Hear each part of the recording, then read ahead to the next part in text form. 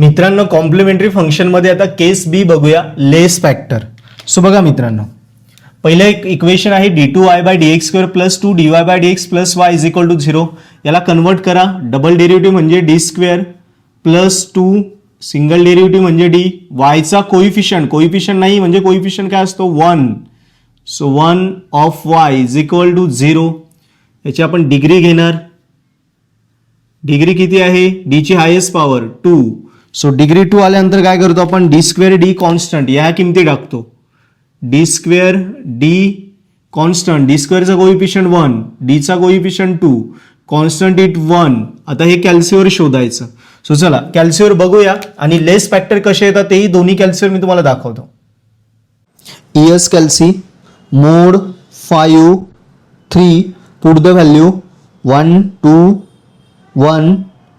बघा x is equal to -1. आता x1 x2 नाही, फक्त x दाखवतो, एकच व्हॅल्यू दाखवतो. इज इक्वल टू केला तर पुन्हा पुटेड व्हॅल्यू दाखवतो.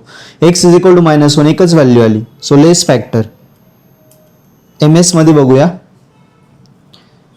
3 times mode 1 forward 2 1 2 1. x is equal to -1. A म्हणजे पुट केलेल्या value 1 to 1. x is equal to -1 एकच व्हॅल्यू दाखवतो म्हणजे लेस फॅक्टर.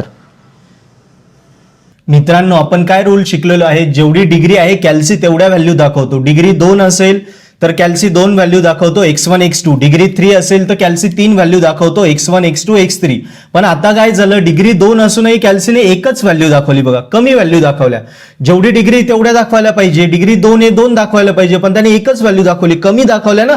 आणि कमीलाच इंग्रजीत काय म्हणतो आपण? लेस. म्हणून ही केस आहे लेस फॅक्टर. कळालं तुम्हाला?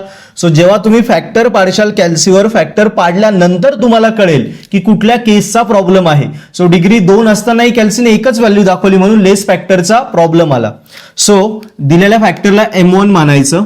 आणि बघा आता 4 केसेस आहे, मग 4 केसेसचे वायचे लिहिण्यासाठी 4 वेगवेगळे फॉर्म्युले आहे. सो आता ह्या केसचा फॉर्म्युला बघू. ह्या केसचा फॉर्म्युला आहे yc is equal to c1x plus c2 e raise to m1x. हा फॉर्म्युला आहे. सो याच्यात आपण किमती टाकणार. yc is equal to c1x plus c2 e raise to m1 काय? -1. So -1x. This our answer. आहे इझी. आता हा फॉर्म्युला असा पण लिहिला जातो c1 plus c2x e raise to m1x. तसंही चालेल. म्हणजे आन्सर काय येईल? c1 plus c2x e raise to -1x. तसं पण चालेल. x हा पहिल्याला लावला किंवा शेवटच्याला लावला तरी चालेल. Don't worry. ओके. पण असं लिहा. This is simple.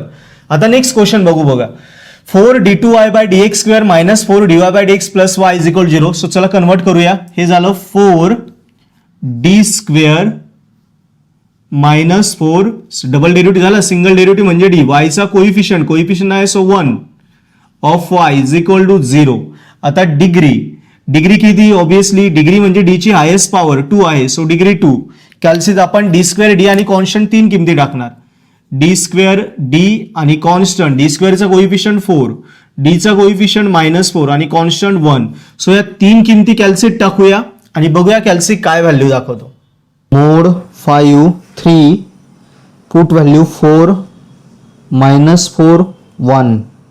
So answer आला x is equal to half. एकच व्हॅल्यू आली. Shift 9 3 equal to mode 1 forward 2 4 -4 plus 1. So 0.5 shift ABC 1/2. एकच व्हॅल्यू आली. बघा इज इक्वल टू केला की त्या पुट केलेल्या व्हॅल्यू दाखवतं 1/2. एकच व्हॅल्यू म्हणजे लेस फॅक्टर. सो मित्रांनो कॅल्सीने आपल्याला व्हॅल्यू दाखवली 1/2 म्हणजे 0.5. एकच व्हॅल्यू दाखवली.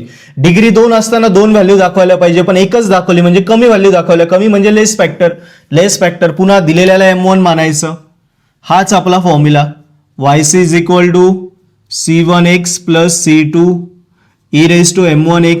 So put the value. So yc is equal to c1x plus c2 e raise to m1 काय? 1/2 x. So this our answer. Clear मित्रांनो? किती सोपं आहे बघा. तुम्हाला भरपूर आयडिया क्लिअर झाल्या असतील. कॉम्प्लिमेंटरी फंक्शन आणि कॅल्सी सगळीकडे M3 यूज होतो. पुढे जे युनिट तुम्ही शिकत जाशाल सगळीकडे मॅक्सिमम टाइम मी कॅल्सीवरच सगळं शिकवलं आहे. सो कॅल्सी आपल्यासोबत असायला हवा. कॅल्सीच्या ट्रिक शिकून घ्या, जेणेकरून कुठलं एक्झाम्पल एकदम मिनिटात आणि परफेक्टली सॉल्व्ह होता, आन्सर करेक्ट येता. सो इंजिनिअरिंगला कॅल्सी आहे, सो कॅल्सी वापरण्याचं समजून घ्या. खूप साऱ्या ट्रिक मी शिकवत असतो, त्या शिकून घ्या, जेणेकरून तुमचे एक्झाम्पल एकदम ॲक्युरेट आणि विदिन टाइम सॉल्व्ह होतील. नेक्स्ट क्वेश्चन बघा, question number 3.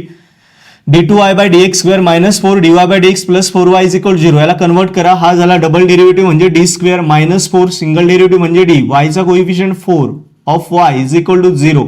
So obviously degree d ची हायेस्ट पॉवर 2 आहे. सो डिग्री 2 आल्यानंतर कॅल्सी 3 व्हॅल्यू टाकणार. d स्क्वेअर d आणि कॉन्स्टंट. d स्क्वेअरचा कोएफिशियंट 1, d चा coefficient minus 4, constant is 4.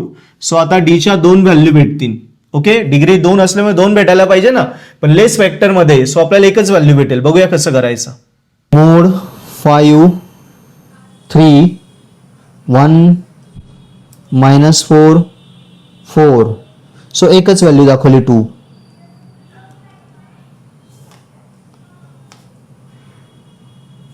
1 forward 2 value put करा.